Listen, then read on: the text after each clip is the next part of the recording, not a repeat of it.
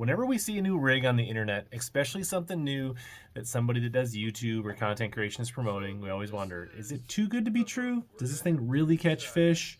Well, today we're going to talk a little bit about the Core Tackle Hover Rig, one of the first products by Core Tackle done by Matt Stefan and Johnny Schultz from Fish the Moment. So two popular content, two popular YouTube creators. Matt Stefan's a tournament fisherman. Both of them clearly know how to catch a lot of fish, but is the Core Tackle Rig really worth the hype? I'm going to share some of my firsthand experiences on the Core Tackle Rig. The Core Tackle Rig, the Hover Rig, is mainly designed to kind of give your worm, your finesse worm, your different soft plastics a different action. It just changes, you know, different from a jig worm, different from a Nico, different from a wacky rig. It's got a unique fall, and when you pull it up, it kind of darts and does a few things. It's a pretty interesting rig, but does it actually get bit? I bought some because I thought, you know, in this post-spawn, the summertime, clear water, up north, we have a lot of finicky bass that are hard to catch unless you're using Ned rigs, drop shots, things like that. But a lot of these lakes, you know, they get hit with the same jig worms, the same drop shots, and a lot of these small metro area lakes where I live in Minnesota or on the Minneapolis area get pounded, and these fish get tough to catch. So showing them something different sometimes is a trick. The first time I got to test this, I was invited to fish a Tourney Tuesday as a guest boater along with the Steph. And we started out right away. We're catching a bunch of small keepers on jig worms. We were catching them, quite a few fish. We got a small limit real fast. We got it on another little area that looked really good on the 360. Felt pretty good about it. Steph did catch one nice one on a drop shot, but it felt like there should have been more fish there. And I threw a Carolina rig. I threw the jig worm. I threw a drop shot. I threw a Yamatanuki bait. I was trying different things. I threw a chicken, lots of different baits. And finally, I picked up this hover rig for the first time in one of the first casts that I ever casted it. This is what happened.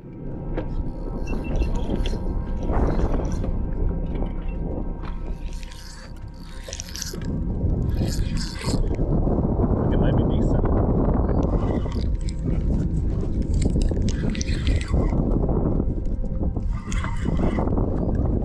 Oh yeah.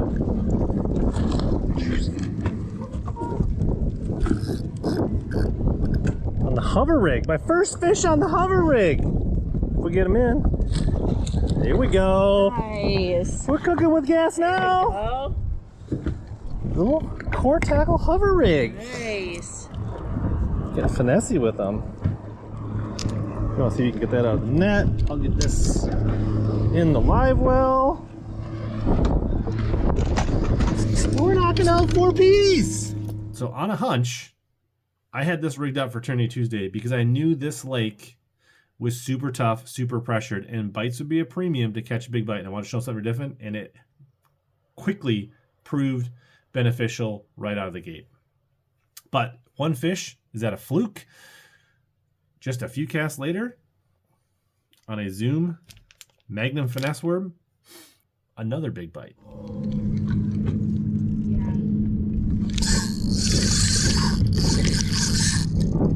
Might be decent.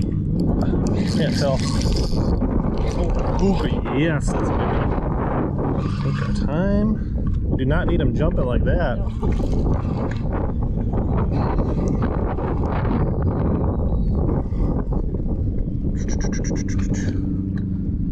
Don't need to rush.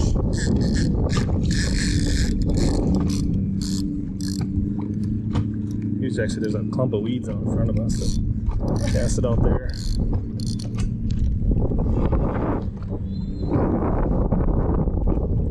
Oh, this hook is really small on this. He looked like he was about ready to just walk right in. He did. Nope. Do not do that. Don't do it. Don't do it. Go back down. Stay down. Just keep your head down. There you go.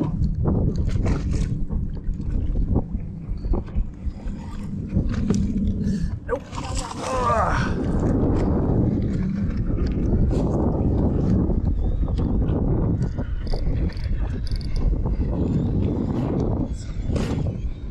Comes, ready? Okay. Boom! Let's go! Yes. Yes, sir. That one. Get in the belly. Little tiny hook and a little worm.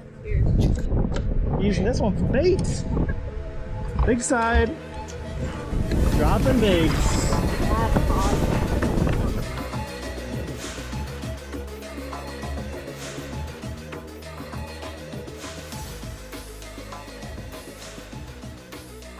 In the end, out of that tournament, ended up catching 4 of our 5 fish on this rig, the very first time I ever used it.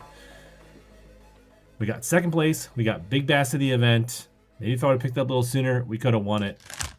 Let's quick rig one of these up just to show you how. I haven't had a ton of practice, but it's pretty basic. You kind of want to line this up.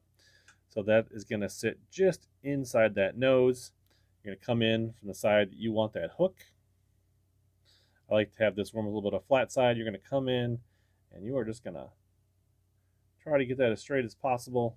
Get that in there, and then you're going to push that in there, and then you're going to pull this worm and tuck it around that front nose. And you can play where you want that, how far in the worm, but that's it in a nutshell, how you rig the hover rig. And you can do it with many, many different soft plastics. I'd love to hear if you fished it, what your favorite soft plastic is to hover rig down in the comments below. And short answer is, this is a pretty legit rig, and I think it's worth a try. This is definitely not a gimmick. I fished this on a Dobbins 702 champion rod, braid to leader combination, probably like 12-pound braid to 8 to 10-pound leader. Fishing the lighter version with the 1/0 hook, the 3/64. They have a lot of different options. They have ones without weed guards, one with weed guards. The fish I caught tonight, they all got pinned, they all got hooked, they all got in the boat. I was a little nervous about this small hook, but that didn't end up being a problem.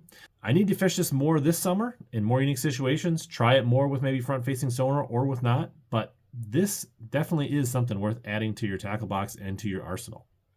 If you're looking for them, you can find them at Core Tackle. I'll have links down in the description to Omnia Fishing, where they have the whole variety of Core Tackle products. And I'll have a code down in the description below if you want to get a little discount on those. But in the end, not a gimmick. Definitely worth giving it a try. If you've used the Core Tackle hover rig, I'd love to hear in the comments what your thoughts are. If you want to see the whole Tourney Tuesday tournament video and how it went down in the whole way, watch this Tourney Tuner video on the screen right here next.